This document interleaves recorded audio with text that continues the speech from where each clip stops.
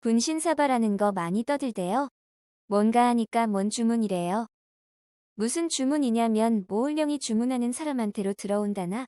정말이에요? 도무지. 분신사바, 우리나라 수리수리 마술이랑 같아요. 분신사바 하면서 홀령이 들어올 때까지 기다려요. 아닐 것 같아. 어떻게 하는지 주문이 뭔지 좀 알려주세요. 수리수리 마술이 이 글을 읽는 모든 사람 세상에서 제일 행복해져라. 약. 안녕하세요. 지식틀지기입니다. 먼저 답변 드리기 전 이미지 저작권상 화면과 음성이 고르지 않은 점 양해 바랍니다. 영상을 끝까지 시청해주시고 좋아요 한 번씩 눌러주세요. 영상을 만드는 사람에게 큰 힘이 됩니다. 답변 드리겠습니다. 여러 명이서 한 펜을 잡고 종이 위에 가만히 있는데 펜이 저절로 움직여서 무슨 글씨가 써진다든가 하는 놀이로 일본에서 왔습니다.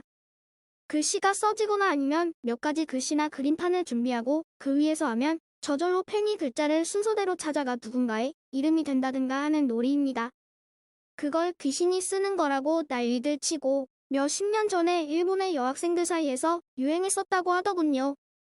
모두들 자신들이 안 쓴 거라고 생각하는데 어떤 질문에 대해서 그 대답이 되는 사람 이름을 쓴다든가 가리키는 식으로 결과가 나오곤 했답니다. 지금은 시들해져서 아무도 하지 않는 것 같더군요. 그 이유는 마지막에 설명합니다. 일본어로 분신사마 오이데 쿠다사이라고 하며 이게 약간씩 변형되어서 한국에선 분신사바라고 하든가 발음들이 좀 변형된 종류들이 있습니다.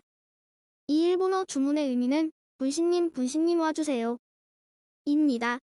그럼 일본에서 옛날에 학생들이 했다는 이 놀이는 정말 어떤 홀령이 들어와서 하는 걸까요? 결론은 홀령과는 아무런 관계가 없습니다.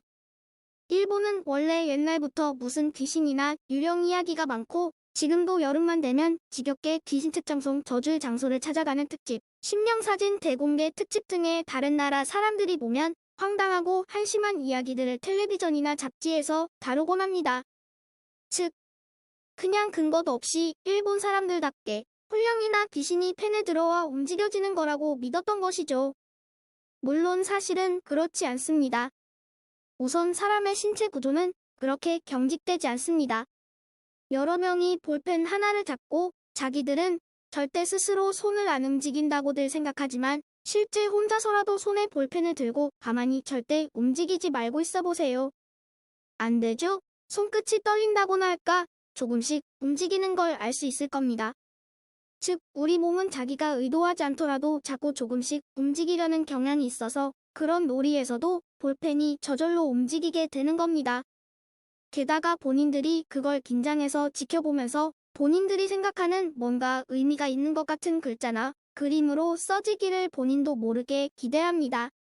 이번에 이 글자로 갔으니까 다음엔 저 글자로 가서 이런 단어가 완성되지 않을까? 이번에 이렇게 선이 그어졌으니까 다음엔 이쪽으로 그어져서 글자가 되겠구나라는 긴장과 기대, 공포, 두려움 등등 이런 감정들이 어떤 의미 있는 스토리를 만들어내는 거죠. 그래도 혹시 우리가 모를 뿐이지 어떤 초자연 현상이 아닐까 의심스러울 수도 있습니다.